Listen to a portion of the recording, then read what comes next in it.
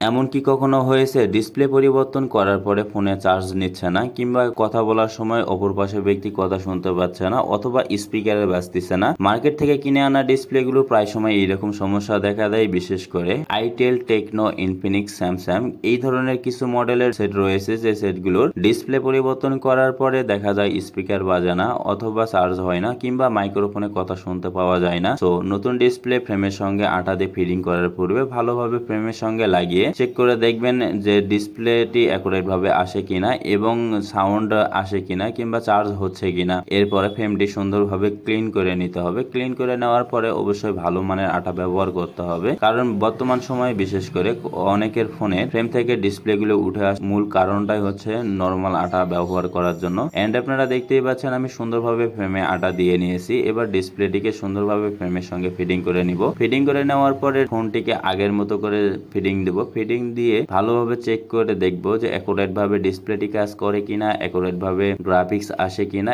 এবং স্পিকার এবং চার্জিং ঠিক রয়েছে কিনা। এন্ড আপনারা দেখতেই পাচ্ছেন সুন্দরভাবে আমি ফোনটিকে ফিটিং করে নিয়েছি। সো এখনো যারা আমাদের নিয়মিত ভিডিওগুলো দেখেন বাট ইউটিউব চ্যানেলটি সাবস্ক্রাইব করেননি, অবশ্যই চ্যানেলটি সাবস্ক্রাইব করে দিবেন, সেই সঙ্গে ফেসবুক পেজটিকে ফলো দিবেন, এবং ভিডিওটি ভালো লাগলে বন্ধুদের সঙ্গে শেয়ার করে দিবেন। ধন্যবাদ।